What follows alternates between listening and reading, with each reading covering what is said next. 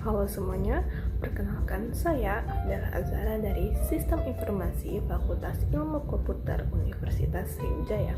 Hari ini saya akan memaparkan teknologi database. Apa saja komponennya, apa saja fungsinya, dan apa saja jenisnya. Yang pertama-tama, saya akan menjelaskan definisi dari teknologi database. Nah, secara umum, teknologi database adalah kumpulan data yang terorganisir dan saling terhubung dengan akses yang sangat mudah melalui perangkat komputer. Nah, teknologi database ini memiliki beberapa komponen. Yang pertama adalah data. Data merupakan file yang isinya adalah informasi dalam bentuk teks, gambar, log, atau yang lainnya. Penyimpanan akan menggunakan struktur tertentu yang mudah dioperasikan. Lalu yang kedua ada hardware. Hardware merupakan perangkat keras untuk menyimpan serta mengelola data. Penyimpanan lokal pada jaringan tertentu. Hardware yang akan digunakan adalah disk, komputer, memori, dan lain-lain. Jika untuk penyimpanan data secara online, menggunakan website dan server hosting. Nah, yang ketiga ada sistem operasi. Perlu memilih yang mendukung database yang dibangun, gunakanlah Windows atau Linux. Nah, lalu ada Database Management System atau DBMS, merupakan aplikasi untuk pengelolaan database yang memudahkan input dan update data.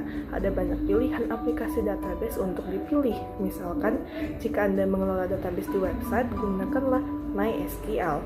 Nah, lalu ada Database Access Language, merupakan bahasa untuk menuliskan perintah. Misalkan, mengakses, menambahkan, memperbarui, serta menghapus data di database. Nah, lalu ada juga fungsi-fungsi database nih. Yang pertama ada mempermudah dan mempercepat proses identifikasi data. Nah, di sini database akan membuat sistem untuk mengelompokkan data serta menyimpan secara terstruktur. Ketika ada permintaan untuk akses data, informasinya akan diberikan secara cepat menyesuaikan kategori yang telah ditentukan sebelumnya.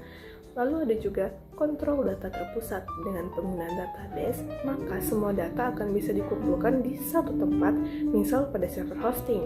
Anda bisa mengelola banyak data di pusat secara efisien. Yang ketiga ada terhindar dari duplikasi data.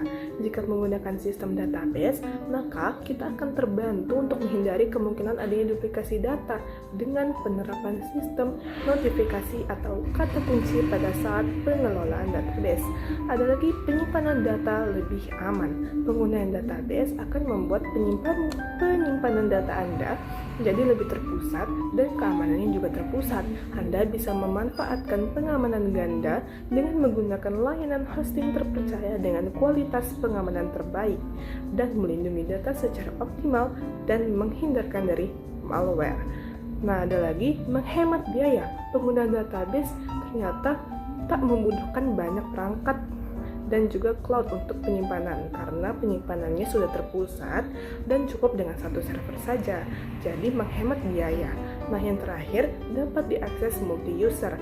Bayangkan nih jika Anda mengakses data secara offline, di mana perlu izin menggunakannya dan tidak bisa digunakan sewaktu-waktu.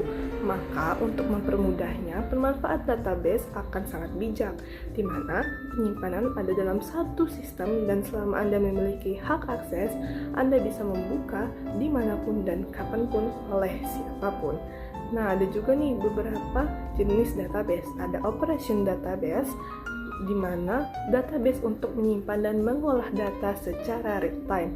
Ada lagi database warehouse, adalah sistem yang biasanya digunakan untuk analisis data dalam satu pangkalan. Lalu ada lagi distributed database, database yang disimpan dalam lokasi fisik berbeda tapi terdistribusi dalam satu pusat seperti data center Microsoft Access. Ada lagi relational database. Teknologi ini sering digunakan karena data disimpan dalam satu tabel yang saling terhubung guna melacak inventaris, transaksi penjualan, hingga data pelanggan.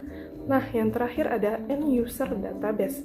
Arti dari end user database, pengelolaan semua data siap pakai seperti spreadsheet atau atau dokumen yang langsung dikembangkan oleh pengguna akhir.